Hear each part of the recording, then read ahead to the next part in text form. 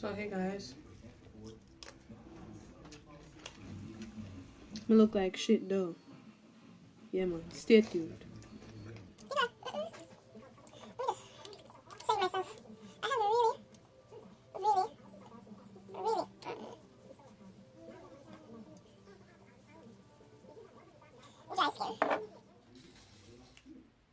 Hey guys, welcome back to my channel.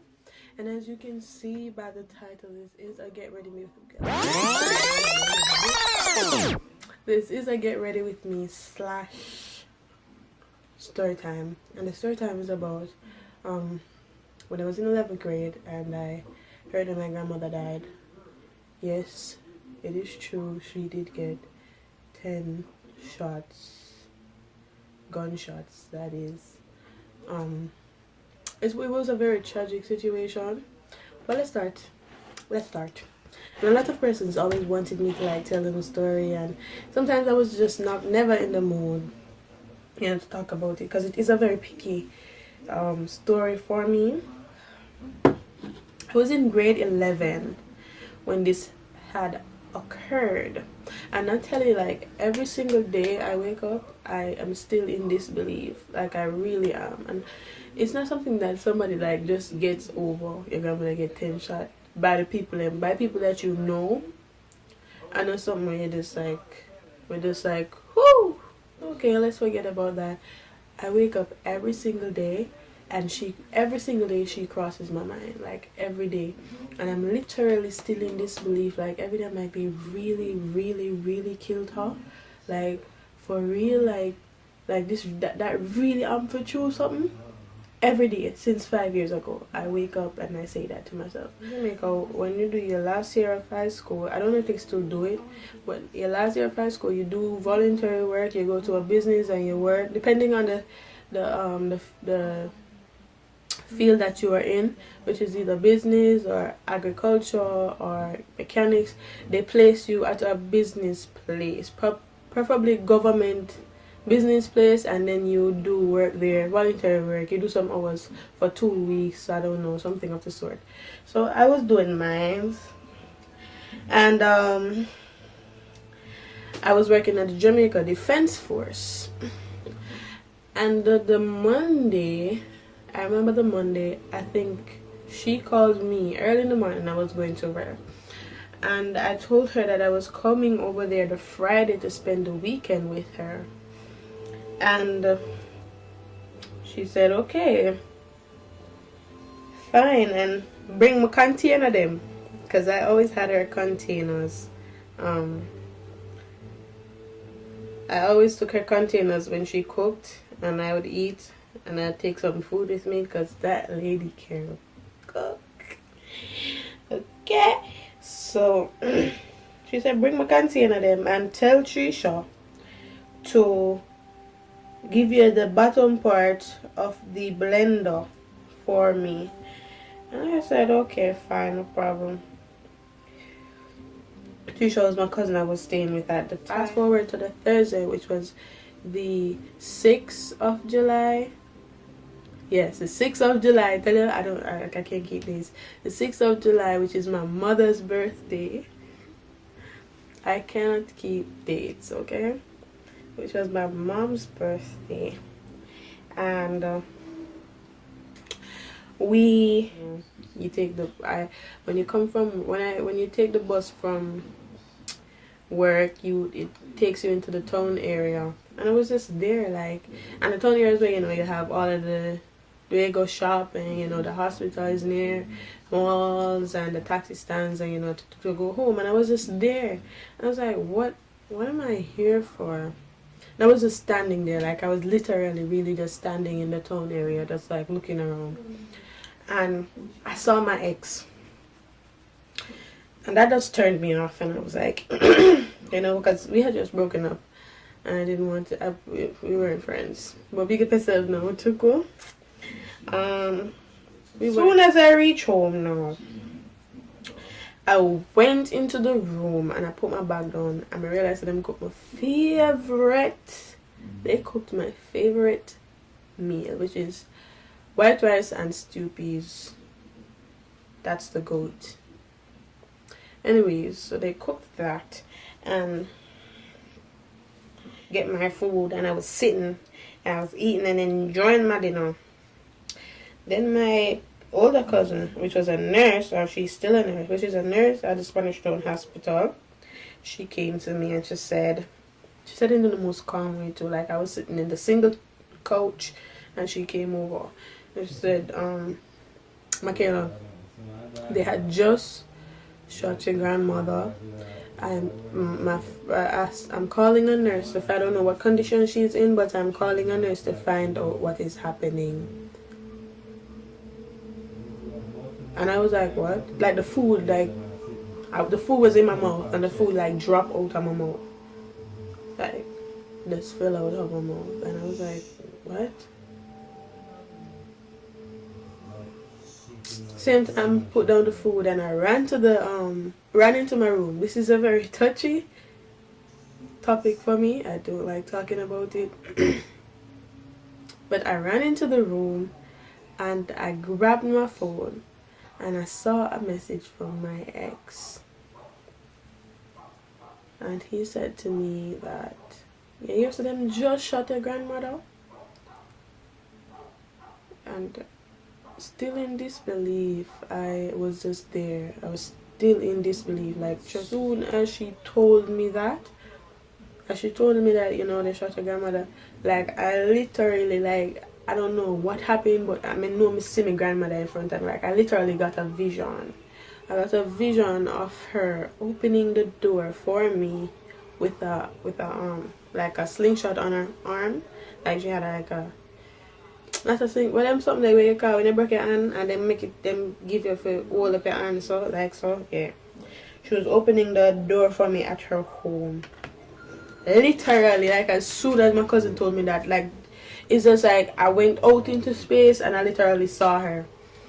And normally when I get, like, when I see stuff like that, I know it's the exact opposite that's going to happen. And in my mind, I was saying, was she dead? As soon like when I saw that vision, I was like, she gone, she dead. My brother called me and he said to me, she passed, you know, Michaela. And I'm like, this is literally what I said to him. Pass what? Pass the test? What she pass? What does that mean? She still alive? What she pass? And he said, no, man, she gone, man. She gone, left way.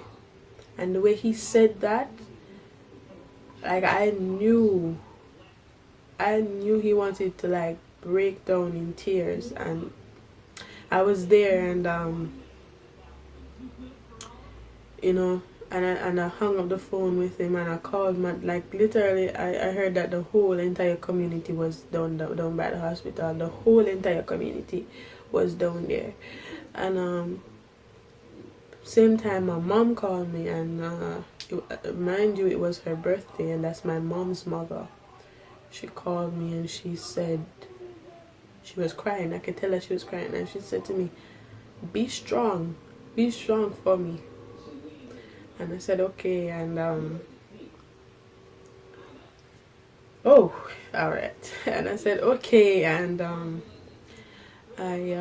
what's wrong with you? No, everybody saw me and said, what's wrong with you? Why are your eyes swollen like that, and so forth? And I told them. And then when he came, he said to me, he was telling me that, okay, you know what, I'm gonna let you come off early. I'm going to send you to the counselor, and then you come off early, okay? And I said, alright. And he said, feel better, okay? Blah, blah, blah, blah, you know? Anyway, so I went to the counselor. Fast forward, after the counselor, heading over, I decided to stop at my school. Now, you have to stop at my school. You have to pass my school when you're going over from the town area. So I stopped at my school and I saw some of my classmates, and I was telling them, and they were all around me, and they were crying with me, and they were, you know, they were just hushing me. I remember Angelica's such a dramatic person. I remember her, and she was just like hugging me, and you know, and everybody was just there. After I left school, I went straight over to my old community, which is where my grandmother lived. I just walked straight into the house, where they shot my grandmom. I walked straight into that house, and I walked straight into her room, and I saw the bed. I saw her Bible on the bed, and the leaves, like, it was like kind of torn out, like it was like she was reading her Bible, and she fell off. She fell off the bed, and the pool of blood on the ground, and it was just a mess. And the shattered window, they didn't come inside the house, they stood outside and shot her from outside. So the shattered window, the blood, the pool of blood on the other side of the bed, you can see that she fell off the bed, and I said her Bible was torn as well. So okay, after seeing that, I like, I just fell apart, to be honest. They had found out who had done it, but by the time that the two idiot them done gone run with all them business already. And I said, I asked myself, like, every single day, like, what did it gain you as a human being? Like, what did you gain from it? I don't know. I think I heard it was because of the fact that he keeps on taking underage females there, and they were passing through her yard. Because the way my grandmother's house is set up is like, you have two different ways to walk in the lane, but the back lane is where you have to walk through my grandmother's yard. My grandmother, she's like, I'm tired to see her carrying them underage girl here, plus I walk through my yard, and please do not walk through my yard, or you might call the police, blah blah blah blah blah. Apparently was planned and everything. And he stood out to watch, and the other one, walked around, creeped around to the back part of the yard and do what they have to do.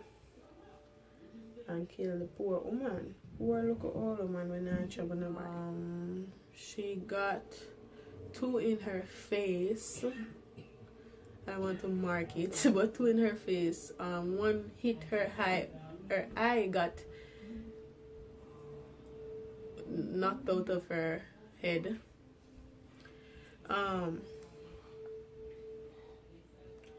And they said that she was just, when they took her up, how they found her. After the gunshot, my cousin, your gunshot bust somewhere, and you just like chill for a little bit where you were or where you are. You just stay right there for a bit until you just take your time and you stroll going there. And he took his time and he started. So when he said when he reached inside of the house, there was like gunpowder smoke everywhere. Himself could see. And then he ran into the room, and when he looked, he saw her on the ground. She was crying out, and he said he ran outside and shouted out, "Miss Pauline got shot, Miss Pauline get shot." And everybody run come back. Shit. Choke me, I don't make up. Everybody run come, and they helped her. They helped her, and they tried to because she was very heavy, like in body, she had a lot of weight, and they tried to lift her up the first time, and she was just crying for her hand. Her hand is hurting, and they pressed her hand on top of her here, and she was there for a minute, like she was just there, like, again, I said they waited a while for like 20 minutes, so she was like there suffering on the ground, and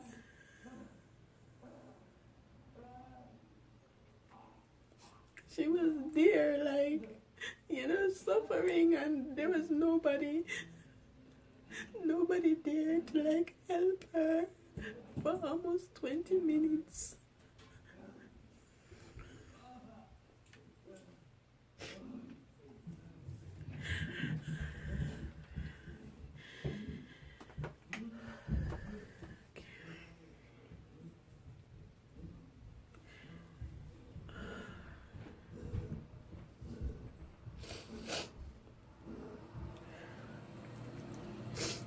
almost 20 minutes she was just there, and nobody was there. And finally when they got to her, she was just crying for her hand. I heard she was saying that my hand, take time with my hand.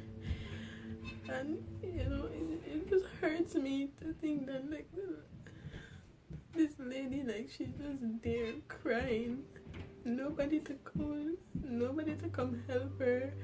Nobody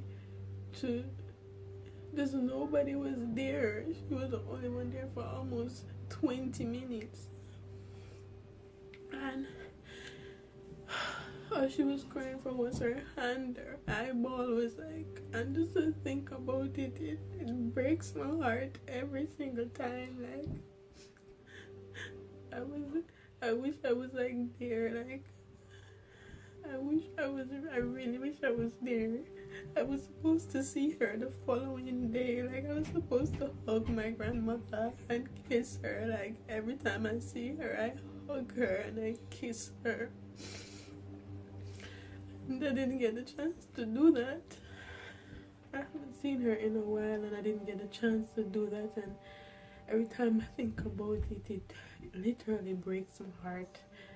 It breaks my poor little heart. And the fact that she even died on my mom's birthday, like, it's like, you know,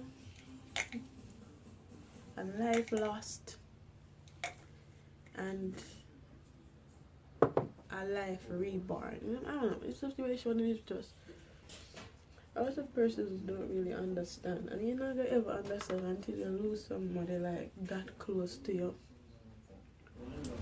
Don't beef with your friends and your family. Don't do it. Like, you know, make up in whatever way you can. You know, love one another and just live, because you never know. You never really know when you're going to die.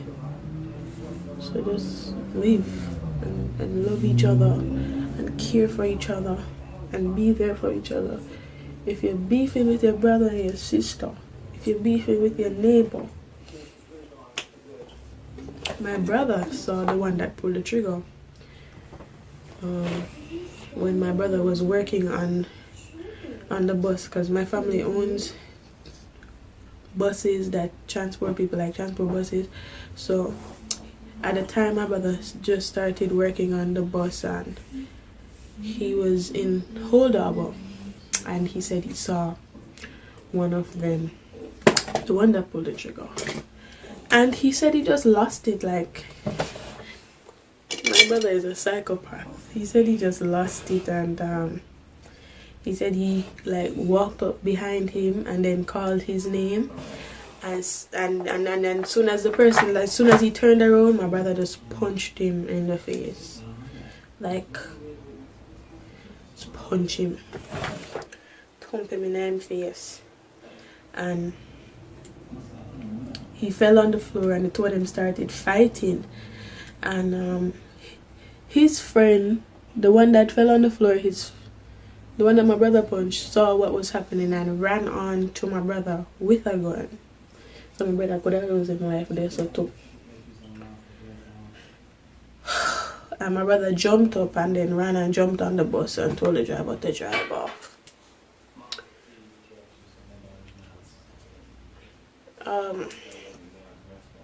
And then the setup night, my cousin, I don't know what or who, tell him say to take a picture of my grandmother, the way how she looked, and after he went to the morgue to like verify her body. I don't know who tell him to take a picture of it, and I don't know who tell me to go look for me. And you know, they were in the house, and he was showing the picture around, and like everybody who saw the picture started to cry, like started to break down. I remember everybody just started to scream out, and I don't know who tell me to go look on the picture, God. Ooh. When I saw it, when I tell you, I was curled up on the floor, crying, screaming.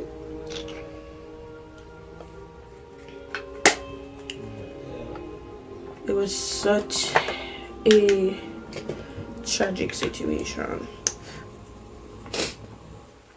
and it's one situation and one moment that I don't think I will ever look past or forget or anything like that.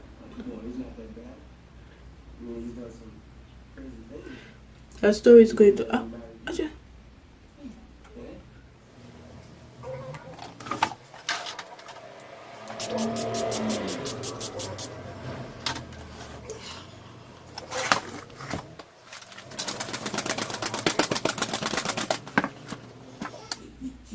learn something from this.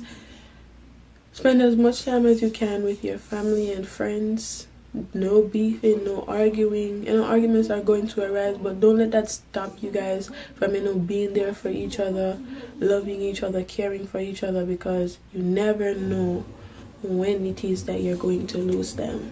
You just never know. So thank you for watching again, and tell a friend, share, comment, like. Have yourself a wonderful day. Peace.